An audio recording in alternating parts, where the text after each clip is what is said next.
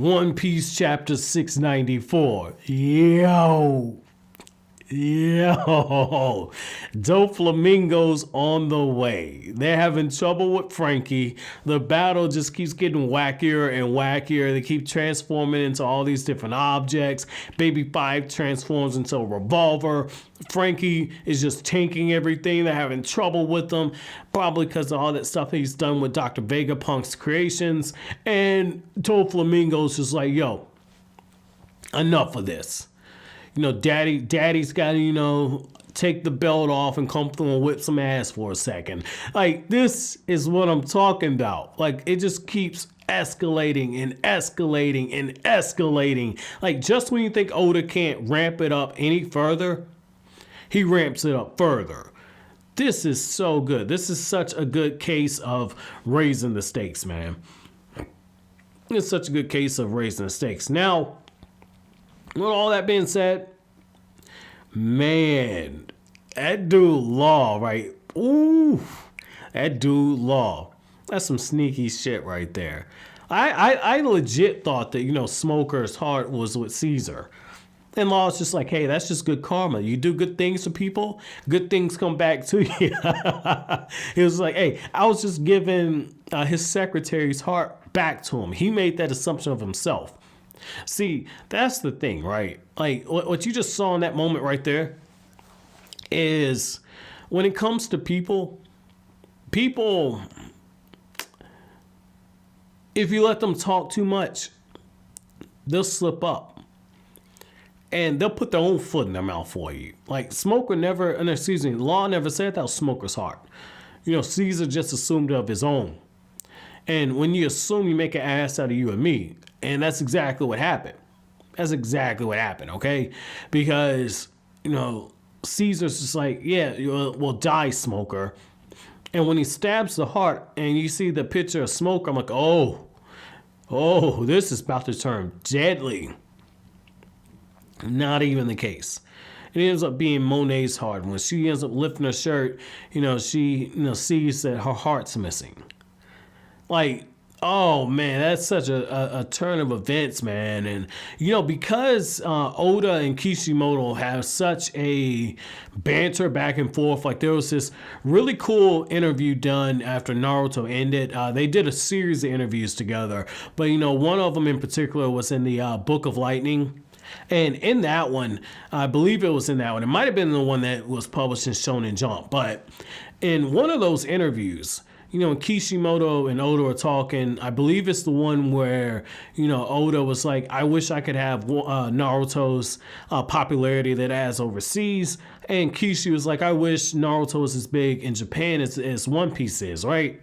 But in that interview, one of the things that got pointed out is that there's a real rivalry between these two. Like, these two would have moments where they would see what the other person did, and they would incorporate it into their own series and try to one-up each other. They try and top each other. And it's just a friendly competition. Like, oh, this last week's chapter is pretty good. Well, let me get on my game for this next chapter. So I say that to say, in this one here, now I feel pretty confident in saying that for this chapter, this volume, let me look at the date, right? Because I read Naruto and Naruto was coming out weekly, so I can give you the stamp for the year. So this volume looks like it was published in, well, that's not right. This volume was published in 2016, but this chapter should have came out before that. So shoot, somebody let me know down in the comment section when this chapter came out, because I remember when the Shikamaru chapter came out, where Shikamaru had done the bait and switch with Kakuzu's blood and had Hidan ingest it, and then Hidan ends up killing one of Kakuzu's hearts. Let me know when that came out. Like, I know when the Shikamaru chapter came out, so let me know when the chapter came out here, because I'm pretty sure this would be one of those instances there. And if not, I mean, hell, both of them have borrowed stuff from each other and incorporated it at a later date. I mean, that's interesting. But what's really telling about that is you get this one panel where Doflamingo's telling Virgo, goodbye, my oldest friend, my oldest subordinate. And at the same time, while that's happening, you got Caesar mistakenly killing somebody who's been with him for years on end. Like it's so poetic that things kind of happen in that manner. That's so poetic. Now, here's the other thing about this chapter that was, pretty funny, just the humor. Just the humor where, Luffy, it looks like Luffy's bopping Momonosuke over the head because everyone's like, oh, a giant eel's about to attack me. That's Brook. And then everyone's like, there's a dragon on board. And Luffy is the only one who can actually understand him. So it's just like, what the hell? Why is Luffy the only one who knows how to talk to a damn dragon? Like, why is that the case? Did I miss something? But when Luffy finds out, oh yeah, that's his father. Oh, hey, family reunion in this bitch. But before you can get super worked up and everything, that's when everything starts, caving in. I thought Monet had blown everything to Kingdom Come. That wasn't the case.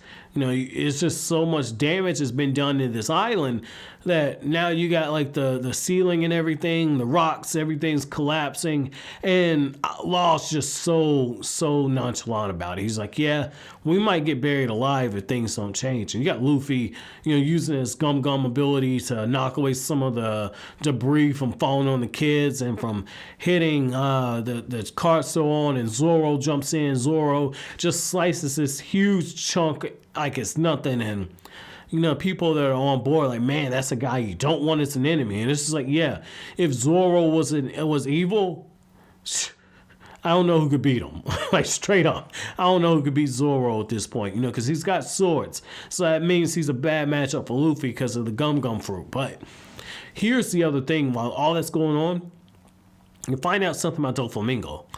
Doflamingo wants to be king of the pirates.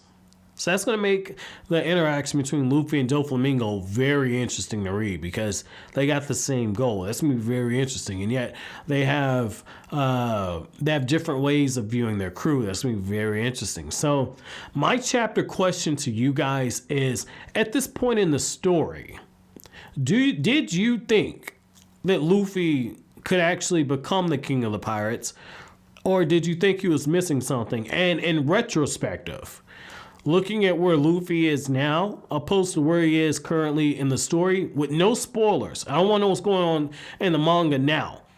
But just comparing where Luffy is in this point in the story to where he is now, how much closer is Luffy to becoming king of the pirates now? And how far away is he at this point in the story where the manga is where I'm at? But as always, guys, if you like anything I had to say, don't forget to comment, rate, subscribe, share. Thank you so much for watching all the way until the end of the video.